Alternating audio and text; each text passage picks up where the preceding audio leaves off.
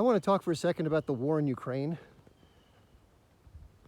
The information that's getting out to the American public and the British public and other pro-Western nations is so incredibly pathetic and so disingenuous. It's made me angry. I'm a Gulf War veteran. I served on the front lines of the first Gulf War back in 1990-91. I don't want people to thank me for my service. I got a scholarship in the Army and that was my duty, so I did it. I'm out of the Army now. And looking back, it just started me to question things. And the more I questioned things, the more crazy stuff I started finding out, the more pissed off I got. So let me tell you why I'm pissed off about this. The United States has only told a very small sliver of the story regarding Ukraine. Some very important backdrop information that has not been included in the narrative that most Americans are completely unaware of.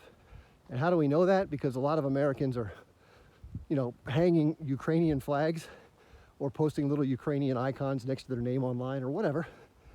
And I think if most people knew the full story, it's the last thing they would do. So here's some things to be aware of, and you probably haven't heard these, and if you haven't, please tell your friends, family. They probably won't believe you. My family thinks I'm crazy.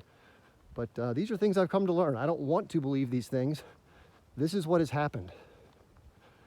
So most people don't know, first and foremost, that Ukraine, one, is a very corrupt country, has a history of awful corruption, money laundering, all sorts of nefarious activities, not just by Ukrainian operatives, but by foreign operatives, namely a lot of US and British citizens, a lot of wealthy people. Secondly, there's a huge divide culturally in Ukraine. Ukraine sits just to the west of Russia and is in between Poland to the west and Russia's to the east of Ukraine. And in the eastern part of Ukraine, there are a lot of ethnic Russians. They speak Russian, they identify with Russian culture, and they're Ukrainians. They were loyal to the Ukrainian government until something unusual happened. There was a leader in power who had been voted in with a very narrow margin named Viktor Yanukovych. And he was considering an economic pact with pro-Western sources, EU, International Monetary Fund, World Bank, where there would have been a lot of money invested into the country, and it would have benefited a lot of Western interests, a lot of multinational corporations. It would have been good for a lot of people in the West. So, unfortunately, for those in power in the West, Russia offered a different development deal with much more favorable terms than was being offered to Yanukovych, and he decided to go in that direction, to accept a business relationship with Russia, which obviously angered people in the West who have a sincere desire to get their hands on as much as they can in any country they can. So they started plotting, how can we change these dynamics? What can we do? So they noticed that there was a significant portion of the population in the eastern part of the country that was pro-Yanukovych, but most of the population in the western part of the country, a significant portion, very close, 50-50, was in favor of the EU. So the US, along with some inside groups in Ukraine, fomented a bunch of unrest, created some massive protests that bubbled over in late 2013, early 2014 into some massive unrest. Now this is another part of the equation I didn't know about that hopefully you all can now hear. I heard this on TV. I heard there's some neo-Nazis in Ukraine. And then I heard, how can there be neo-Nazis? Zelensky's Jewish, the president of Ukraine. I thought, well, that makes sense. So there probably aren't really any Nazis there. No. That is not the truth. There's a guy named Stepan Bandera, S-T-E-P-A-N Bandera, who was a guy in World War II that was complicit with the German, Hitler Third Reich. And they killed several 100,000 Poles, Jews, Ukrainians. They killed a lot of people in conjunction with the Nazis. So a lot of the disciples of that movement, they're called Banderites. And they have a significant presence in the country. They're not significantly represented in the actual governing apparatus. They have a very small position in one of the parties. Since become more powerful, but that's a whole story. So they started pushing throughout the country back against the pro-Russian people. These are ultra-nationalist Ukrainians, and what they believe in is they want to have a pure, one, white, Ukrainian-speaking nationalist country. And anybody who sees it differently is fair game for targeting. So these poor Russians, these ethnic Russians in the eastern part of Ukraine, they operate this region called the Donbass. The Donbass is two republics that are sort of in the southeastern portion of Ukraine. It's called the Donetsk People's Republic and the Lugansk People's Republic. And I'm sure you've heard cities like Mariupol, that's down in Lugansk, more to the south. Anyway, these people, when that coup happened in 2014, the other thing I didn't know population-wise, in Crimea, which is the peninsula, there was a referendum immediately after this coup took place, where Yanukovych was kicked out of the country and these violent ultra-extremists from the Banderite parties, these thugs, started firing on both Ukrainian police and civilians to create this awful chain of events that was then blamed on Yanukovych, the existing president, and that's what created his ouster. So it was a successful coup. They got a pro-Western set of leadership in, and of course the people that were on the pro-Russian side, they felt this was an unfair transition of government, and so they resisted. They said, we're not going to follow this illegal new regime.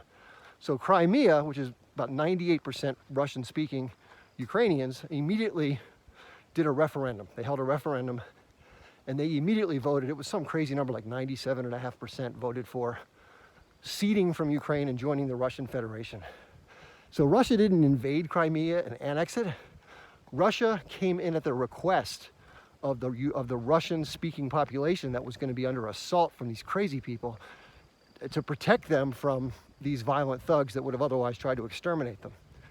Same thing out in the eastern part of the country. The residents of the Donbass in Lugansk and Donetsk, they've been subjected to awful, horrible mistreatment, torture, murder, death.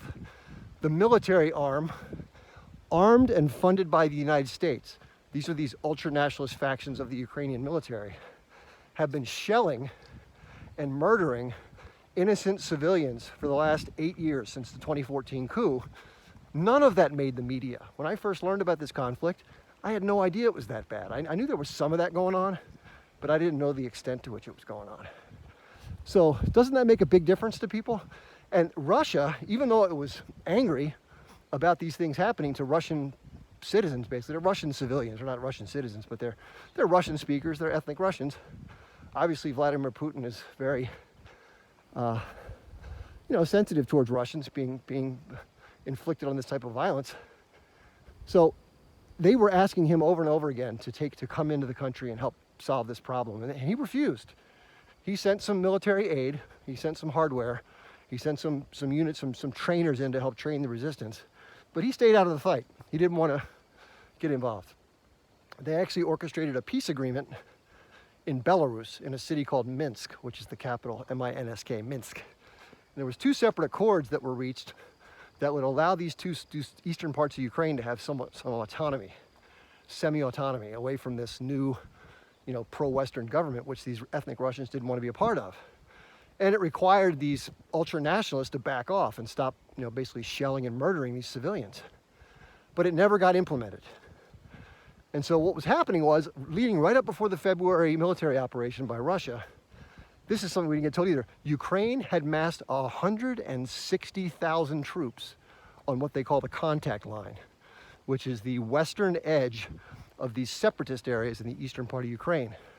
And they were getting ready to go in and basically massacre as many of these people to put them back under full Ukrainian control. Basically stomp out the resistance. So Putin had to make a decision, and he made the decision to take some action, in addition to the fact that NATO had kept pushing and a bunch of other reasons. So all of these issues were never once discussed in the Western media. And I think that's criminal, that Americans have no idea all of this stuff has led up to this conflict. I don't agree with the fact that Russia actually came crashing in, but I understand it, because had they not done something, a lot of the ethnic Russians living in the eastern part of Ukraine would have been murdered, and it would have been miserable. And, NATO needed to be sort of told, hey, this is a line in the sand that we're not going to let you cross. You can't keep pushing. So that's just a good starting point primer. There's a lot more to it than that. I suggest anybody who's interested in learning more, hey, don't believe a word I'm telling you. There's a guy named Scott Ritter, R-I-T-T-E-R, who has some great analysis. So look him up on YouTube. He's actually been banned from Twitter because he was out there basically explaining all this. And anybody who tells truth about this situation gets eliminated, or however they can try to keep the word down.